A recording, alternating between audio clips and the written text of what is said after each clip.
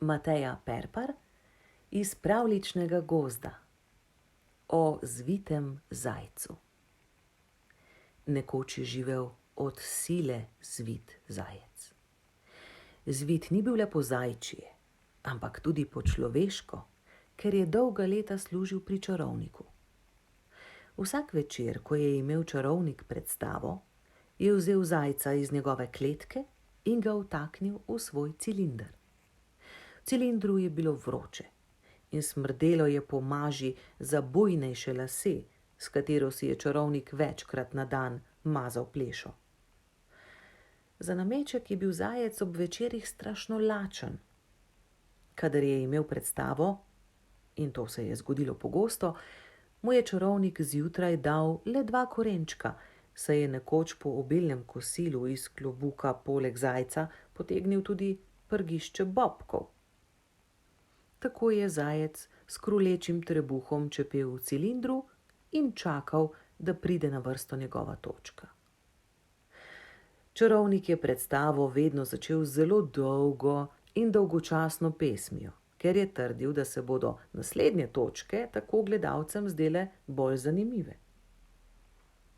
Sledil je trik s kartami, za njim pa trik s pisanimi rutami. Po rutah je bil na vrsti trik z zajcem. Čarovnik je po cilindru potolkel s palico, da je zajcu kar odmevalo v glavi, potem je med priklonom snel klobuk in ga položil na tla. Ponovno je potrkal po njem, nato pa iz njega skrivnostno kretnjo za ušesa izvlekel zajca. Pokazal ga je na levo, zajec je malo pobrcal, pomolil ga je na desno, zajec je spet pobrcal, potem ga je položil na tla in mu med aplavzom s palico pomahnil, naj odide z odra. Zajcu seveda ni bilo treba 2-krat reči. Odskakljal je v garderobo in skočil v kletko, v kateri ga je čakala večerja, zajeten šop sveže trave in pest korenčkov. Ko je tako dan za dnem gledal, kako je čarovnik pripravljal svoje točke in večer za večerom prisostvoval njihovi izvedbi, se je zajec marsičesa naučil.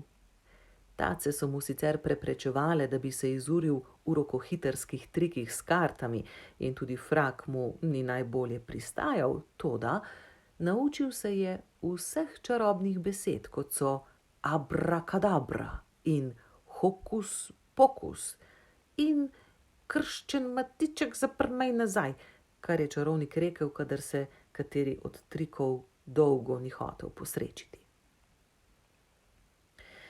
Nekoč je bilo zajcu vsega dovolj. Tistega večera si je čarovnik na glavo nanesel še posebej debelo plast smrdljive maže, med predstavo pa je po nesreči silovito pocukal zajca za brke. Zajec jo je besno odkuril z odra, priskakal do garderobe in že hotel skočiti v kletko, ko je opazil, da v kotu na tleh leži čarovnikova stara čarobna palica. To palico je čarovnik dobil v dar od svojega učitelja, vendar si je, ko je začel nastopati svojo lastno predstavo, kupil novo. Zajec je palico prijel v levo taco in si jo dolgo časa ogledoval. Potem je sam pri sebi zamrmral abrakadabra, toda zgodilo se ni prav nič. Ravno v trenutku, ko se je namenil položiti palico nazaj na tla, je v garderobo prihrumel čarovnik, ki ga je razjezilo, ker otroci njegovim točkam niso dovolj glasno ploskali.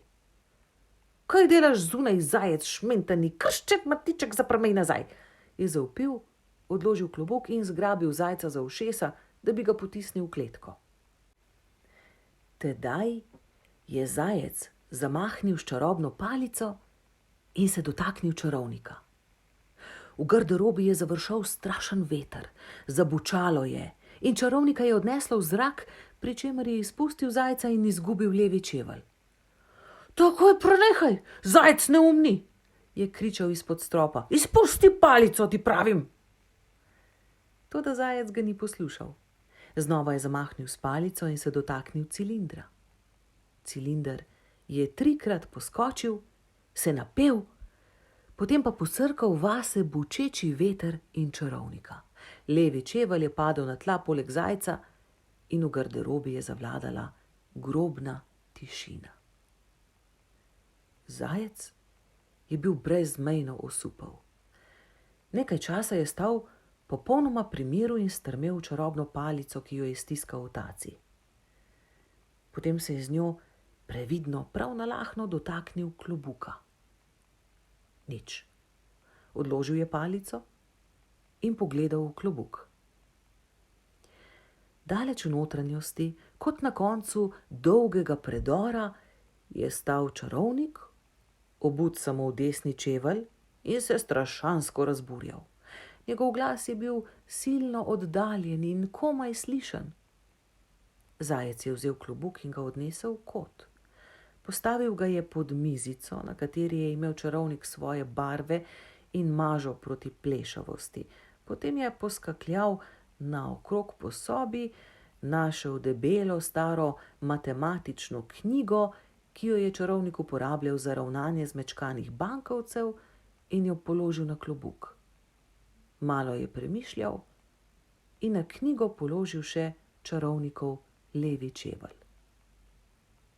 Potem je odšel.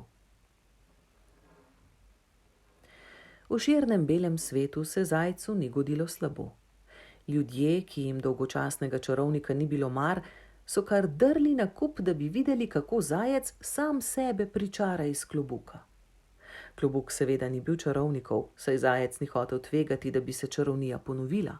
Kupil si je manjši cilinder, v katerem je tudi spal, vanj so mu ljudje ob koncu predstave metali denar, korenčke in svežo travo. V nekaj letih je postal zelo slaven.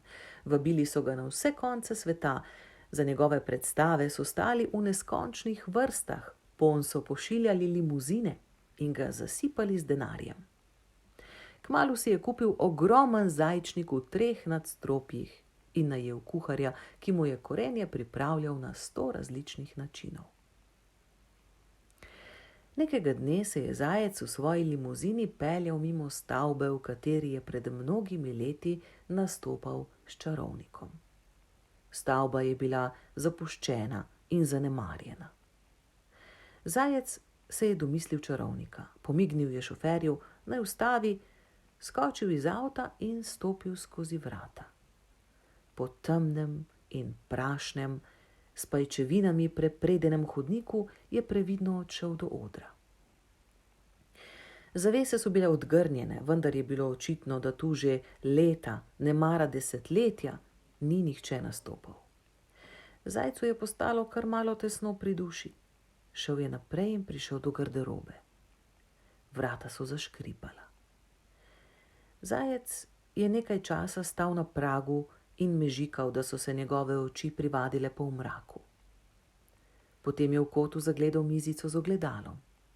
Na mizici je bilo še vedno nekaj lončkov čarovnikove maže za bujnejše lase. Stopil je k mizici in enega povohal. Preplavili so ga spomini. Nato je opazil, da pod mizo, pokrit z matematično knjigo in čarovnikovim levim čevljem, še vedno stoji stari cilinder. Zajec je previdno odložil čevelj in knjigo na tla, vzel klobuk in se zazrl vanj. Nič, tišina. S taco je rahlo potolkel po klobuku. Nobenega odgovora. Pogledal je naokrog, vzel čevelj in z vso silo maščevalno treščil po cilindru. Krščen Matiček, zaprmej nazaj, se je oglasilo iz cilindra. Kdo je to? Si to ti, beštija presneta? Končno! Takoj me spravi ven! Zajec se je zdrznil. Nekaj trenutkov je strmel v klobuk, nato pa ga je postavil nazaj na njegovo mesto pod mizo, pogledal levo in desno, položil na klobuk knjigo in čevelj, vstal, si iztepel prah iz kožuha in se v nekaj skokih vrnil k limuzini. Šofer mu je odprl vrata, Zajec je visokostno vstopil in se udobno namestil na mehkem sedežu. Domov, prosim.